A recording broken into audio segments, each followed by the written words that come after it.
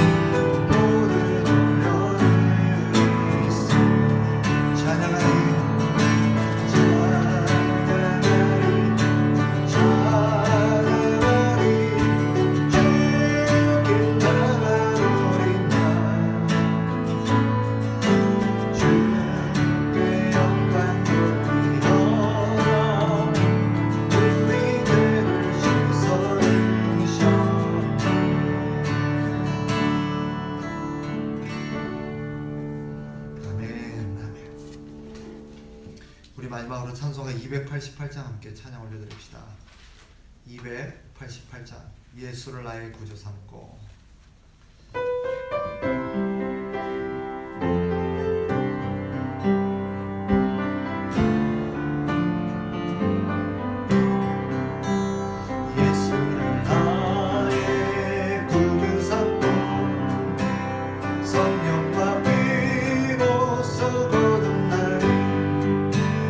이 세상에서 내 영혼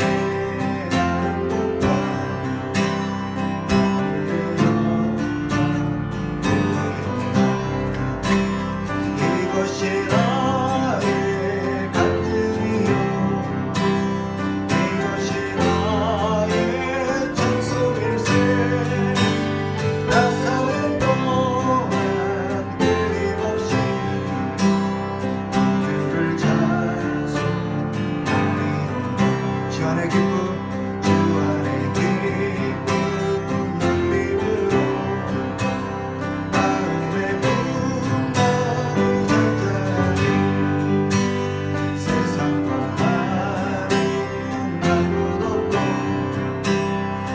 속한 주만 보이는 아멘.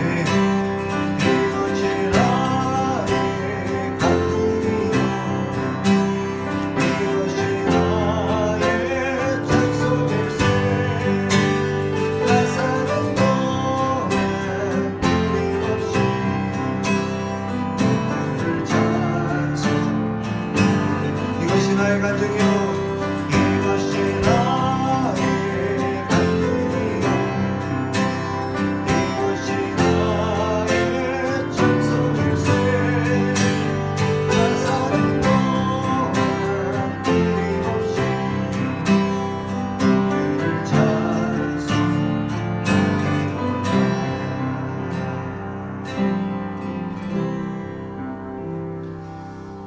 우리 시간 마음을 모아서 같이 한번 기도합시다.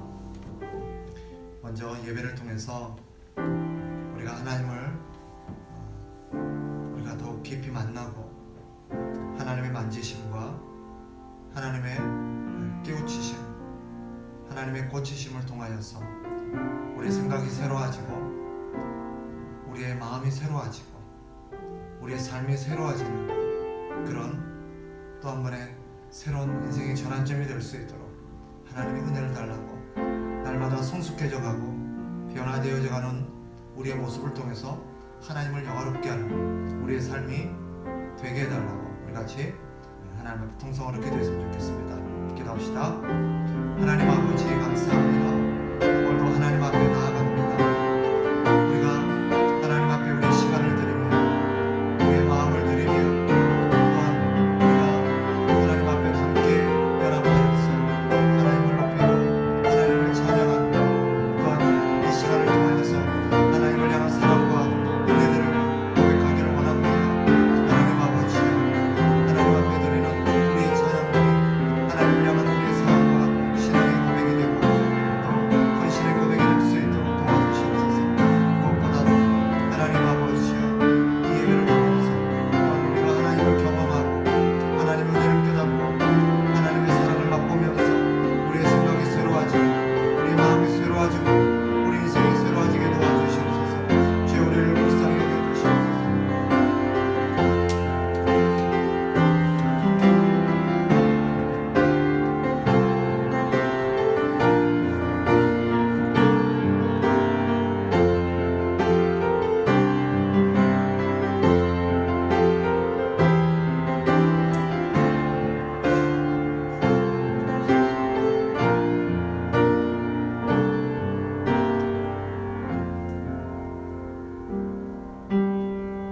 하나님 아버지 이 시간도 우리의 마음과 생각과 우리의 모든 관심을 하나님께 집중시키고 주의 음성을 듣기를 원합니다.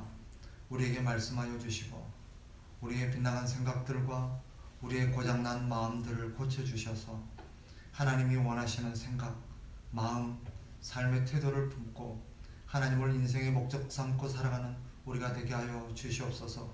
특별히 말씀을 통하여서 우리가 나아가야 될 길을 보여주시고 또 우리의 잘못된 빗나간 생각들을 교정하여 주시며 우리를 향하신 하나님의 선한 뜻이 무엇인지를 깨달을 수 있도록 역사하여 주시옵소서.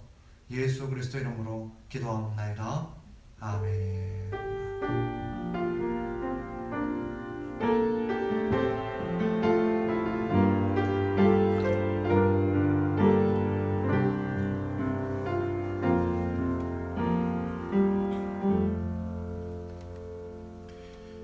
오늘 함께 우리가 나눌 말씀은 욥기 말씀입니다. 구약성경 욥기 28장 12절부터 마지막 28절까지를 보겠습니다. 구약성경 욥기 28장 12절부터 28절입니다.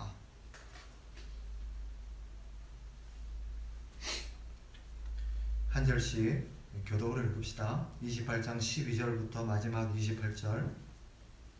그러나 지혜는 어디서 얻으며 명철이 있는 곳은 어디인고 그 길을 사람이 알지 못하나니 사람 사는 땅에서는 찾을 수가 없구나.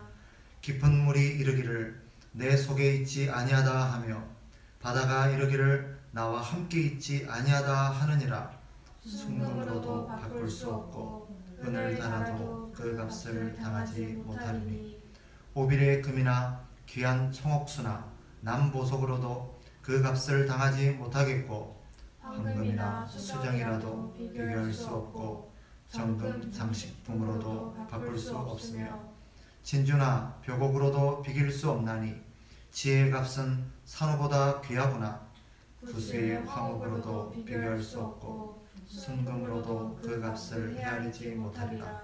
그런즉 지혜는 어디서 오며 명철이 머무는 곳은 어디인고 모든 생물의 눈에 숨겨졌고 공중의 새에게 가려졌으며 멸망과 사망도 이르기를 우리가 귀로 그 소문은 들었다 하느니라. 하나님이 그 길을 아시며 있는 곳을 아시나니 이는 그가 땅 끝까지 감찰하시며 온 천하를 살피시며 바람의 무게를 정하시며 물의 분량을 정하시며 비 내리는 법칙을 정하시고 비구름의 길과 우리의 법칙을 만드셨음이라. 그때 그가 보시고 선포하시며 굳게 세우시며 당부하시고 같이요. 또 사람에게 말씀하셨도다. 보라, 주를 경외함이 지혜요 악을 떠남이 명철이니라. 아멘.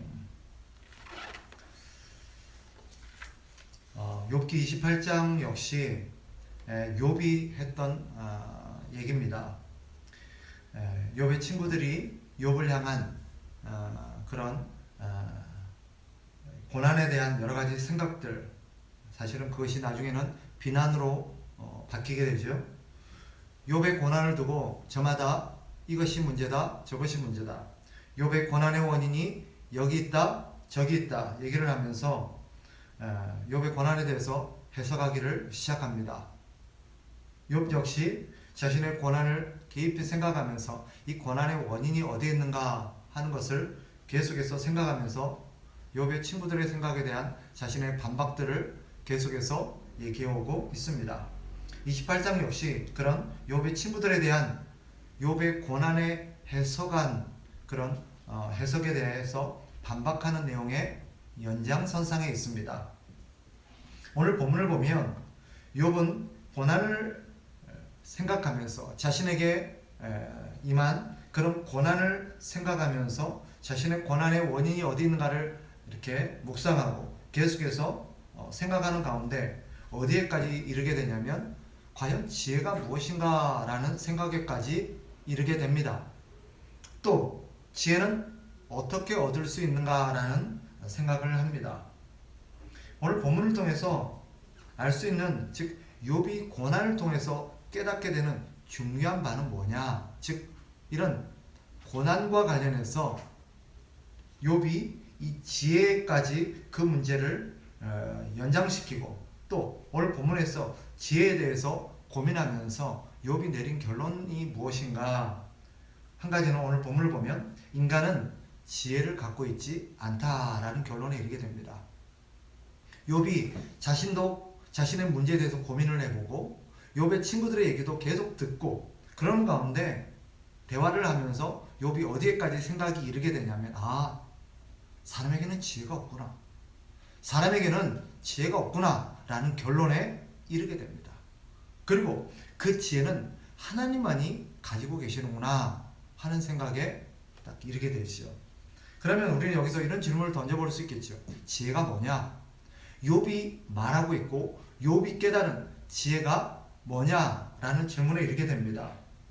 욥이 말하는 지혜, 오늘 욥기서 28장에서 논하고 있는 지혜는 이것입니다. 인생의 문제에 대한 원인과 그 해결책이 어디에 있는가 하는 생각입니다. 그게 지혜입니다. 이 땅에서 발생하는, 좁게는 욥의 고난을 지금 두고 하는 얘기겠죠.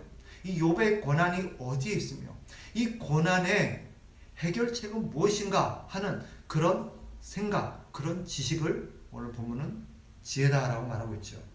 더 확대되는 의미로서는 인간의 삶에 임하게 되는, 인간의 삶에 드리워지는 모든 인생의 문제들, 그것이 고난이라고 우리가 대표되어지고 있는데, 그런 문제들의 도대체 원인이 어디에서 비롯된 것이냐, 이런 생각들, 그리고 이 문제를 해결하기 위한 그런 어떤 해결책, 그런 해결책은 도대체 무엇이냐라는 생각, 여기에 대한 해답, 답변이 뭐예요? 지혜입니다. 그런데 욥이 자기 자신을 생각해봐도 그렇고 욥의 친구들의 얘기를 들어봐도 그렇고 내리는 결론은 뭐예요? 아, 사람에게는 이런 지혜가 없구나. 즉 사람은 이런 걸 결코 알 수 없구나라는 결론을 이르게 돼요.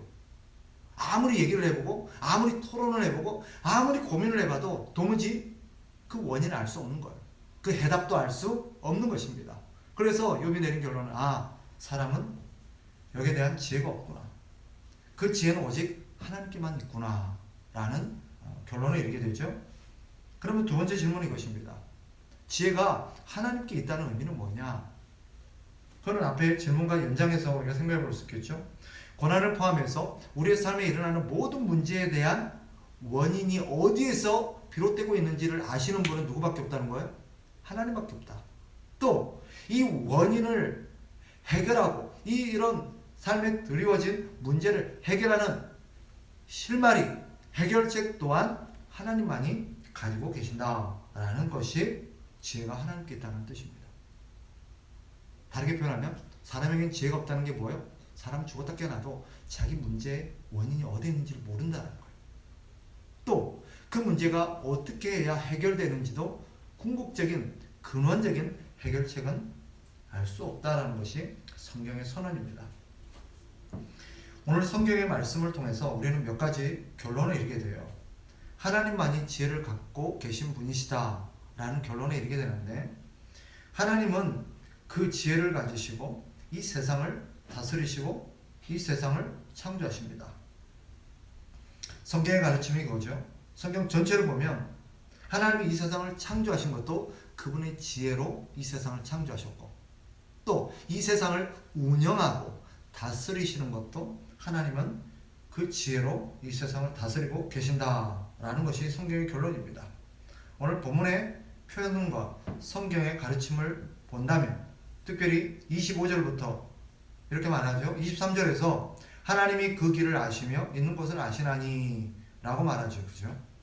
그러면서 하나님이 그 지혜를 가지시고 24절 그가 땅끝까지 감찰하시며 온 천하를 살피시며, 이거는 하나님의 통치 행위를 의미합니다. 하나님이 세상을 다 살피시고 여기 있는 모든 것을 아시고 이 모든 것에 대해서 하나님께서는 지금 통치하고 계신다는 의미입니다. 또 바람의 무게를 정하시며 물의 분량을 정하시며 비 내리는 법칙을 정하시고 비구름의 길과 우레의 법칙을 만드셨습니다. 이 세상의 모든 것에 대해서 하나님께서 다 통치하시고 다스리신다는 것입니다. 바람이 불 건지 말 건지, 바람이 분다면 얼마나 세게 불 건지, 또 비가 내릴 건지 말 건지, 비가 내린다면 얼마큼의 비를 내릴 건지, 그 비를 어느 지역에다가 어떻게 내릴 건지, 이 모든 것을 관장하는 것은 바로 하나님이십니다. 그죠? 우연한 법칙도 아니요, 자연의, 그죠? 하나님과 상관없이 일어나는 그런 우연한 자연의 현상들이 아닙니다. 성경은 이 모든 것이 하나님께서 지혜를 가지시고 행하시는 통치의 결과라고 우리에게 말합니다. 그렇다면 이것이 우리에게 시사하는 바는 뭐예요? 우리의 삶에 드리워진 모든 문제 역시 우연하게 일어나는 것도 아니요, 하나님의 뜻과는 상관없이 일어나는 어떤 자연적인 그런 법칙이 아니라는 거예요. 현상이 아니라는 거예요. 무엇입니까? 하나님의 지혜로 행하시는 통치의 결과라는 거예요. 그걸 욥에게 적용해 본다면 욥이 내린 결론은 뭐예요? 아, 그 원인을 알 수 없고 그 해답 또한 나는 알 수 없지만 분명한 사실은 뭐예요? 내 고난 역시 하나님의 통치와 하나님의 선하신 지혜 아래에서 이루어지는 그런 하나님의 역사의 결과라는 것에 이르게 되는 것입니다. 여기까지가 욥이 고난을 성찰하면서 28장에 와서 내린 결론이에요. 이게 오늘 본문이 말하고자 하는 것입니다. 그런데 여기서 욥기에서 묘하게 대조하고 있는 게 뭐예요? 욥과 세 명의 친구들을 대조하고 있죠. 그죠? 욥은 계속해서 하나님께 그 모든 것을 두고 하나님 안에서 그 답을 찾아나가고 있습니다. 그런데 욥의 세 친구의 특징은 뭐예요? 계속해서 자기 지혜, 자기 경험 안에 갇혀서 더 이상은 생각을 확장시키지 못해요. 세 친구가 가진 지혜는 뭡니까? 욥의 고난을 죄의 결과라고 단언하는 것입니다.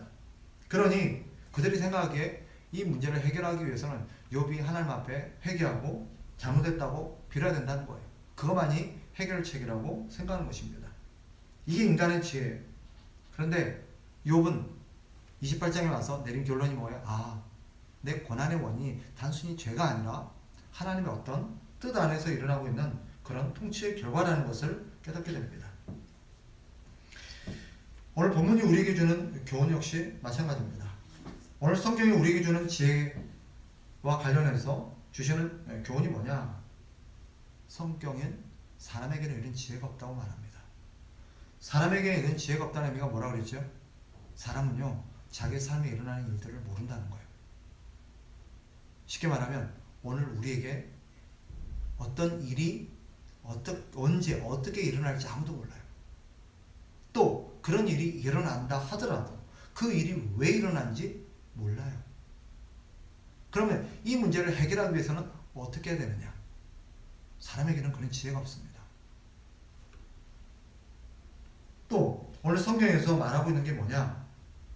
그런 지혜는 인간의 노력으로 얻을 수 있는 게 아니라는 거예요. 우리가 읽지는 않았지만 28장 1절부터 11절을 쭉 보면 어떤 내용이냐면 사람이 땅속에 있는 금과 온갖 광물들을 다 캐내고 보석을 다 캐내고 사람의 노력으로 땅속에 있는 숨어있는 것들을 다 캐내는 능력과 지혜가 있다 할지라도 인간의 궁극적인 근본적인 삶의 문제에 대해서는 인간은 결코 알 수 없다는 것입니다.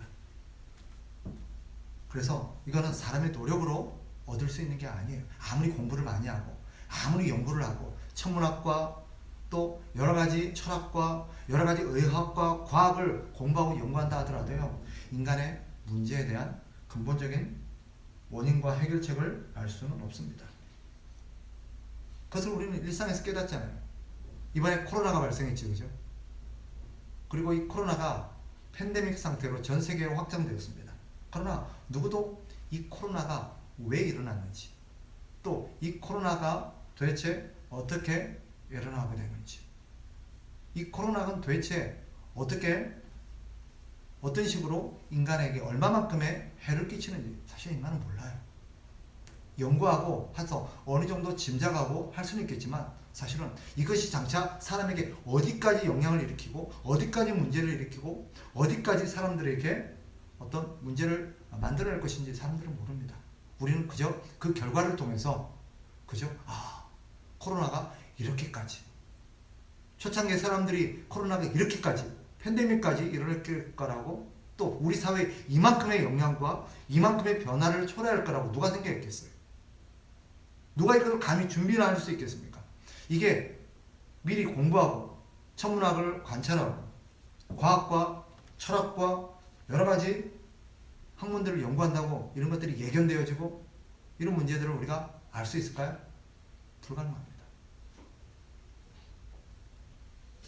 성경은 이런 지혜를 하나님이 사람에게 주지 않으셨다라고 말씀하십니다. 그러니 사람은 노력으로 해서 이런 지혜를 얻을 수 있는 것이 아닙니다. 그렇다면 이런 지혜 없는 인간의 특징은 무엇입니까? 사람은 이런 지혜가 없기 때문에 필경 이런 결과를 만들어낼 수밖에 없습니다. 뭐냐? 잘못된 이해에 기초하겠지요. 사람이 갖고 있는 생각, 사람이 갖고 있는 어떤 진단들, 사람이 갖고 있는 해결책은 근본적으로 옳지 않습니다. 그러니 이런 잘못된 이해에 기초해서 어떤 문제를 결정하게 될 것이고 그런 결정은 필경 우리를 잘못된 삶의 결과로 이끌 거라는 거예요. 나는 이렇게 하는 것이 맞다고 생각하고 이것이 옳다고 생각하고 살아왔는데 살아보니까 어떤 거예요? 아니었구나. 틀렸구나. 오늘 인생에 대부분의 사람들이 고백하고 느끼는 게 뭐예요? 잘못 살았다는 거예요. 헛살았다는 거예요. 그 사람들이 젊었을 때 달려오면서 지금까지 그들이 내가 이거 지금 잘못 생각하고 있구나. 이대로 가면 망하겠구나. 사실 그거를 모르고 이렇게 그런 생각을 했으면서도 이렇게 살아왔을까요? 대부분 그렇지 않아요. 이게 하는 게 맞다. 이렇게 하는 게 맞다. 내가 이렇게 하면 성공할 거고 이렇게 하면 행복하게 살 거다. 라는 생각을 가지고 전부 다 그렇게 살아요. 그럼 살아보니까 어떤 거예요? 아니었던 거예요. 이게 인생이에요. 그렇다면 어떻게 해야 될까요? 우리가 이런 잘못된 인간의 지혜를 넘어서서 우리가 하나님의 지혜로, 이 지혜는 하나님께만 있는데 우리는 어떻게 그런 하나님의 지혜로 이 땅을 살아갈 수 있는가? 오늘 성경이 우리에게 보여주는 게 뭡니다. 하나님 외에는 이것을 줄 수 없다는 거예요. 하나님만이 우리에게 이것을 알려주실 수 있다는 것입니다. 여기에 대해서 잠언은 이렇게 대답합니다. 잠언 3장 5절에서 7절 말씀입니다. 우리가 잘 아는 말씀이에요. 너는 마음을 다하여 여호와를 신뢰하고 내 명철을 의지하지 말라. 너는 범사의 그를 인정하라. 그리하면 내 길을 지도하시리라. 스스로 지혜롭게 여기지 말지어다. 여호와를 경외하며 악을 떠날지어다. 두 가지로 정리할 수 있어요. 잠언이 우리에게 주는 대답은 무엇입니까? 네가 네 인생의 여러 가지 문제와 네 삶의 여러 가지 어떤 삶의 그런 길에 대해서 네가 지혜가 없다는 걸 인정하라는 거예요. 너는 죽었다 깨어나도 아무리 노력해도 네 지혜와 네 노력과 네 경험과 네 힘으로는 인생의 문제에 대한 근본적인 원인과 해결책, 즉 쉽게 말하면 우리는 앞으로 어떻게 살아야 되고 어떻게 사는 게 정답인지 알 수 없다는 걸 인정하라는 거예요. 이게 출발입니다. 그런데 사람들이 이걸 인정을 못해요. 그래서 내 힘으로 할 수 있을 거라 생각하고 계속해서 귀를 닫고 자기 속에로 오는 대로 살아가요. 근데 성경이 뭐라고 말해요? 네 명철을 의지하지 말고 네 생각을 내려놓으라는 거예요. 이게 출발점입니다. 두 번째는 무엇입니까? 하나님을 신뢰하고 하나님의 명철을 의지하라는 것입니다.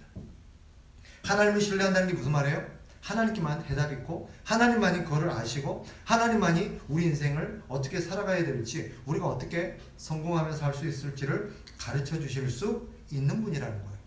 그러니 하나님을 신뢰하고 하나님 믿고 하나님 하라는 대로 해라. 하나님이 시키는 대로 해라. 하나님이 너에게 가르쳐 주는 대로 해라 하는 것이 성경의 답입니다. 이것이 여호와를 경외하는 지혜고 이렇게 하지 않는 게 뭐예요? 악이에요. 악이 뭐냐라고 물었을 때 하나님의 뜻을 하나님을 신뢰하지 않고 하나님의 뜻대로 살지 않는 삶의 모든 결과가 악입니다. 그래서 세상에는 두 종류의 사람이 있습니다. 사람의 지혜로 사는 사람과 하나님의 지혜로 사는 사람이에요. 사람의 지혜로 사는 사람은 뭐예요? 결국 자기 경험, 자기 생각, 자기 어떤 계획을 신뢰하는 것입니다. 자기가 제일 잘 알고 자기가 제일 옳다고 생각하는 거예요. 그게 악이에요. 그것은 무엇입니까? 결국은 자기 속이는 대로 오르는 대로 살게 되겠죠. 그 결과는 멸망의 길이라고 말합니다. 왜? 생각해보세요. 우리가 어디를 가는데 길을 몰라요. 내비게이션도 없어요. 그럼 갈 수 있겠어요? 물어보지도 않아요. 아무리 자기가 고민하고 해도요, 한 번도 가보지 않는 길을 찾아갈 수는 없는 것입니다. 결국 그가 도착한 곳은 어디겠어요? 전혀 엉뚱한데. 성경이 말하고 있는 게 이거예요. 그럼 어떻게 해야 돼요? 아는 분한테 물어봐야 돼요. 아는 사람한테 물어보고 아는 사람이 하라는 대로 해야 돼요. 이게 지혜로운 거예요. 근데 어리석은 사람은 계속해서 고집이 피워요. 아니야, 내가 잘할 수 있어. 아니야, 내가 할 수 있어. 우리 인생에 대해서 다른 지도와 우리 인생에 대해서 끝까지 우리의 목적지를 아는 분은 하나님밖에 없습니다. 하나님에게 물어봐야겠죠. 하나님 우리에게 하라는 대로 해야죠. 그게 지혜예요. 그렇게 하지 않는 고집이 뭐예요? 악이에요. 오늘 성경이 우리에게 말씀하시는 바는 명확합니다. 어떤 게 신앙생활을 잘하는 거냐는 거예요. 어떤 게 바른 신앙생활이냐는 거예요. 뭐예요? 오늘 본문에 근거하면 자기 고집대로 하지 않고 자기 생각대로 하지 않고 우리 인생에 대해서 잘 아시고 우리가 어떻게 살아야 되는지를 잘 아시는 하나님의 말씀에 귀를 기울이고 하나님이 시키는 대로 하는 사람. 이게 바로 바른 인생이요 신앙생활 잘하는 사람이라는 거예요. 신앙생활이 뭐예요? 신앙생활은요, 하나님의 말씀대로 사는 삶이에요. 이게 신앙생활입니다. 그래서 신앙생활을 잘한다는 거는 내 생각, 내 방식과 내 어떤 계획을 가지고 열심히 하는 게 신앙생활 잘하는 게 아니라 하나님의 방법, 하나님이 시키는 대로 하는 게 신앙생활 잘하는 거예요. 그래서 믿음 좋은 사람은 순종하는 사람이에요. 근데 우리는요, 잘못된 생각을 갖고 있어요. 뭔가 열심히, 뭔가 많이 하는 사람을 신앙생활 잘한다고 생각해요. 아닙니다. 다시 한번 말씀드리는데, 그런 사람은 어리석은 사람이요, 자기 지혜로 사는 사람이에요. 성경은 자기 생각을 내려놓고 하나님의 방법, 하나님의 지혜를 따라 살아가라고 우리에게 권합니다. 그것이 바른 신앙생활이요, 신앙생활을 잘하는 믿음 좋은 사람이라는 것을 오늘 다시 한번 가슴에 새기고 하나님 말씀에 순종하며 살아가는 저와 여러분 되시기를 주의 이름으로 축복합니다. 기도하겠습니다. 하나님 아버지, 감사합니다. 오늘 말씀을 통하여서 어떤 것이 지혜로운 인생이요, 또 잘 사는 길이요, 또 신앙이 좋은 신앙생활을 잘하는 길인지 다시 한번 본문을 통해서 깨우쳐 주심을 감사합니다.